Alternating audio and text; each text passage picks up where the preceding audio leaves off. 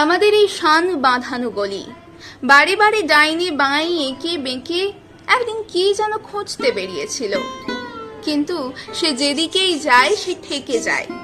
এদিকে বাড়ি, ওদিকে বাড়ি, সামনে বাড়ি। উপরের দিকে যেটুকু নজর চলে তাতে সে একখানি আকাশের রেখা দেখতে পায়, ঠিক তার নিজেরই মতো সরু, তার নিজেরই মতো বাঁকা। সেই ছাঁটা আকাশটাকে জিজ্ঞাসা করে, বলো তো দিদি, তুমি কোন নীল শহরের গলি? দুপুরবেলায় কেবল একটুক্ষণের জন্য সে সূর্যকে দেখে আর মনে মনে বলে, কিছুই বোঝা গেল না। বর্ষা মেঘের ছায়া দুই সার বাড়ির মধ্যে ঘন হয়ে ওঠে। কে যেন গলির খাতা থেকে তার আলোটাকে পেন্সিলের আঁচড় দিয়ে কেটে দিয়েছে। বৃষ্টির ধারা শানের ওপর দিয়ে গড়িয়ে চলে। বর্ষা ডুমরু বাজিয়ে যেন সাপ খেলাতে থাকে। পিছল হয়, পথিকদের ছাতায় ছাতায় বেঁধে যায়। ছাদের উপর থেকে ছাতার উপরে হঠাৎ নালার জল লাফিয়ে পড়ে চমকিয়ে দিতে থাকে। গলিটা অভিভূত হয়ে বলে, ছিল খটখটে শুকনো, কোনো বালাই ছিল না, কিন্তু কেন অকারণে এই ধারাবাহী উৎপাত? ফাল্গুনে দক্ষিণের হাওয়াকে গলির মধ্যে লক্ষ্মী ছাড়ার মতো দেখতে হয়। ধুলো আর ছেঁড়া কাগজগুলো এলোমেলো উড়তে থাকে।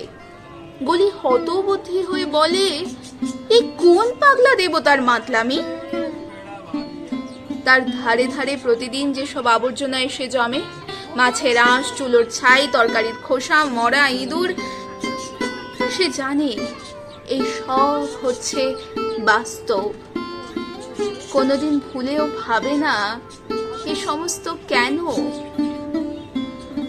অথচ শরতের রোদ্দুর যখন উপরের বারান্দায় আর হয়ে পড়ে, যখন পুজোর নহবত ভৈরবীতে বাজে, তখন ক্ষণকালের জন্যে তার মনে হয় এই শান বাঁধা লাইনের বাইরে মস্ত একটা কিছু আছে। বা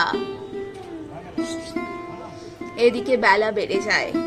ব্যস্ত গৃহিণীর আঁচলটার মতো বাড়িগুলোর কাঁধের উপর থেকে রোদ্দুরখানা গলির ধারে খসে পড়ে।